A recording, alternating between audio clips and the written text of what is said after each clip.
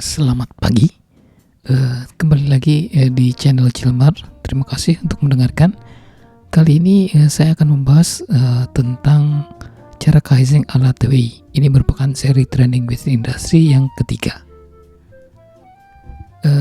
Sejarah TWI bermula dari jatuhnya Prancis ke tangan Jerman pada Juni 1940.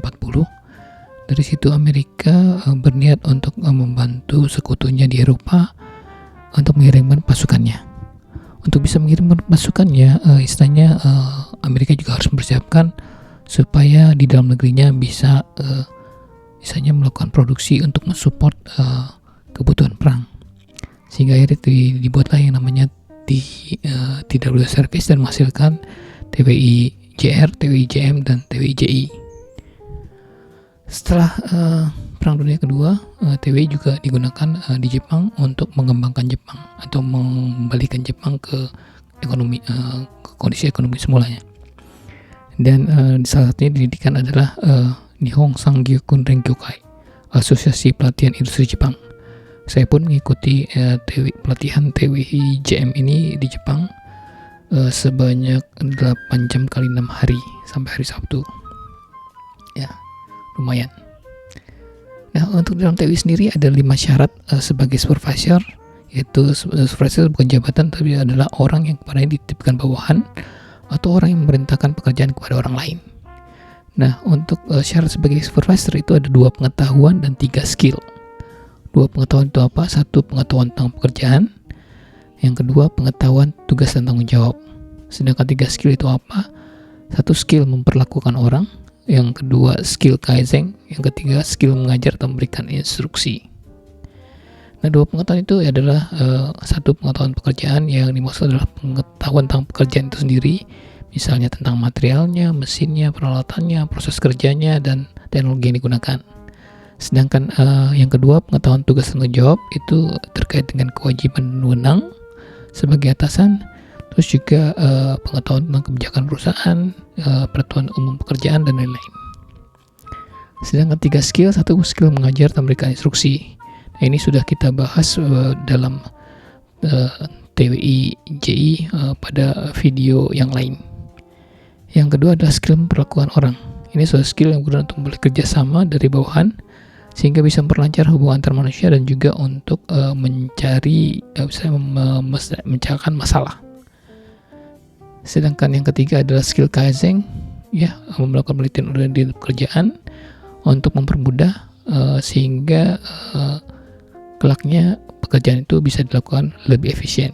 Nah, kali ini kita akan membahas tentang skill Kaizen ini. Dalam kalau kita misalkan jauh dan kembali, ya 3 skill dibutuhkan supervisor. Ada 1 memperlakukan orang, yaitu dengan TWI JR, Job Relation. Skill Kaizen TWI JM, Job Method. Skill mengajar dan memberikan instruksi dengan TWI JI, Job Instruction. Nah, ini adalah bentuk manual asli dan kartu TWI JM, istilahnya yang asli, ya, Job Method. Sedangkan ini adalah kartu TWI JM yang sudah diterjemahkan ke dalam bahasa Indonesia. Nah, kita akan bahas terkait dengan isi dari kartu ini. Nah, dalam setiap metode TWI selalu ada 4 tahap. Ya, begitu juga dengan TWI JM, Job Method, ini ada 4 tahap. Tahap pertama adalah menguraikan pekerjaan. Jadi pekerjaan yang kita akan lakukan perbaikan itu harus uraian pekerjaan, ya. Misalnya step pertama mengerjakan apa, step kedua mengerjakan apa, step ketiga mengerjakan apa. Ya, biasanya tuh di pabrik mungkin berupa work instruction atau instruksi kerja. Nah, tahap 2 itu menganalisa setiap detail proses kerja tersebut. Ya, terus baru tahap ketiga mengembangkan metode kerja baru. Ya, tahap keempat adalah melaksanakan metode kerja baru tersebut. Ini 4 tahap Kaizen untuk tahap yang pertama, yaitu menguraikan pekerjaan. Ya, mengurai dan mencatat secara detail proses kerja yang ada sekarang. Jadi misalkan proses untuk menyekrup. Pertama misalkan mengambil screw. Yang berikutnya mengambil screwdriver atau mungkin obeng. Terus yang ketiga melakukan penyekrupan dan seterusnya. Nah, itu adalah uraian pekerjaan. Terus yang kedua, setiap proses berikut ini masing-masing harus menjadi satu detail proses. Jadi misalkan ada proses pengangkutan, itu sendiri dilakukan. Ada misalkan proses mesin, itu juga sendiri dilakukan. Dan misalnya ada proses manual, juga itu sendiri dilakukan. Nah, berikutnya adalah tahap kedua, menganalisa setiap detail proses kerja. 1. Analisa dan melakukan pertanyaan berikut. Ini suatu hal yang penting ya, misalnya suatu proses yang penting untuk dipertanyakan. Istilahnya pekerjaan ini mengapa harus dilakukan, perlu atau tidak, apa tujuannya, terus kemudian di mana, di lokasi mana sebaiknya itu dilakukan. Terus berikut, kapan sebaiknya itu dilakukan, siapa yang paling pantas melakukannya, ya proses di proses dia atau proses berikutnya. Terus bagaimana cara terbaik untuk melakukan.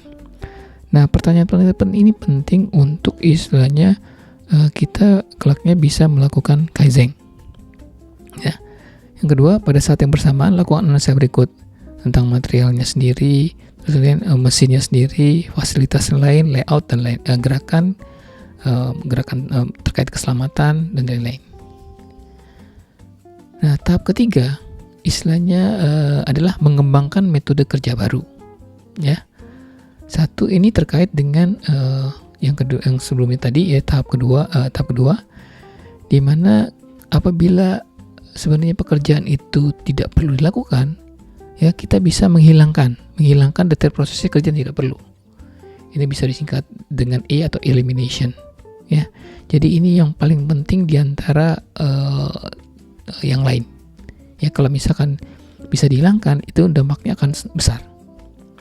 Yang kedua adalah kalau misalkan tadi pada tahap pertanyaan itu di sini tahap kedua ada apa, di mana dan kapan, ya itu jawabannya nanti istilahnya bisa menggabungkan atau merubah urutan. Ya, kalau misalkan pada saat mengambil itu tadinya kita ambil satu-satu ya dengan tangan kiri dan kemudian diambil tangan kanan, bisa nggak kita bersama-sama menggabungkan dua benda diambil bersama-sama. Nah, itu namanya combine, menggabungan. Terus yang ketiga merubah urutan. Ya. Kalau misalkan tadinya urutannya A, B, C, kalau misalkan ternyata lebih mudah B, A, C, itu adalah merubah urutan. Ya. Merubah urutan ini adalah namanya rearrange. Terus yang keempat menyederhanakan pekerjaan. Ya. Maksudnya menyederhanakan, mempermudah. Misalkan tadinya barangnya ditaruh di bawah, kita kalau misalkan taruh di bawah berarti kita harus membungkuk. Kalau misalkan ditaruh di atas, berarti kita tidak perlu membungkuk. Ini juga termasuk istilahnya menyederhanakan detail proses kerja yang diperlukan. Agar pekerjaan lebih nyaman dan nyaman, maka perlu dilakukan hal berikut. Letakkan material atau kerja fasilitas di tempat yang termudah untuk dijangkau. Ya, jadi kalau misalkan bisa dijangkau, kenapa tidak di kanan saja? Kenapa kita harus berjalan? Terus gunakan gravitasi dalam peralatan pengiriman barang mesin ke tempat sampah. Misalnya setelah proses ada hal yang harus dibuang, ya mungkin kita bisa buat peluncur untuk membuang sampah itu langsung masuk ke tempat sampah. Ya, berarti di situ kita tidak perlu melangkah untuk membuang ke tempat sampah. Terus gunakan kedua belah tangan secara efektif. Itu tadi. Kalau misalkan bisa dua barang diambil sekaligus, ya itu akan menghemat waktu kerja. Terus gunakan jig dan alat bantu pengganti kerja manual. Jadi kalau misalkan dengan jig lebih bisa dipermudah, ya kita lakukan dengan menggunakan jig. Setelah itu mintalah bantuan orang lain sesuai dengan keperluan. Ya, jadi kalau misalkan kita perlu bantuan, misalnya kita akan lebih mudah untuk mendapatkan melakukan pekerjaan. Terus catat setiap detail proses metode kerja baru. Ya, ini untuk tahap ketiga.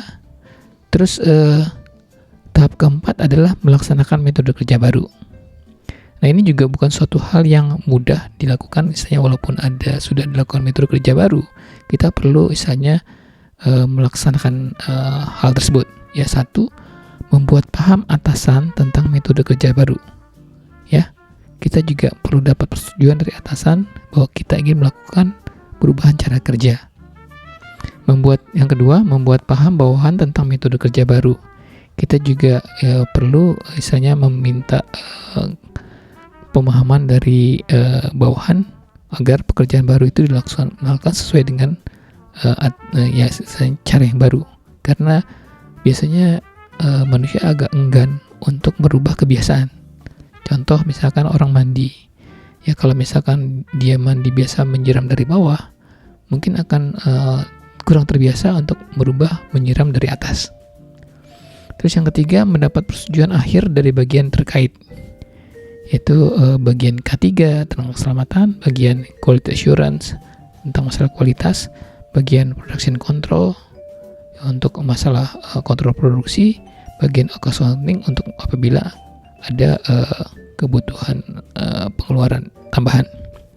Yang keempat, mengimplementasikan metode kerja baru. Ya, ini dilakukan sehingga nanti ada Kaizen berikutnya. Dan yang kelima, kalau misalkan ternyata usulan itu, metode kerja baru adalah usulan dari orang lain, ya Anda harus mengakui keberhasilan orang lain. Jadi Anda harus menghargai usulan orang lain tersebut. Jangan diakui sebagai pendapat diri sendiri.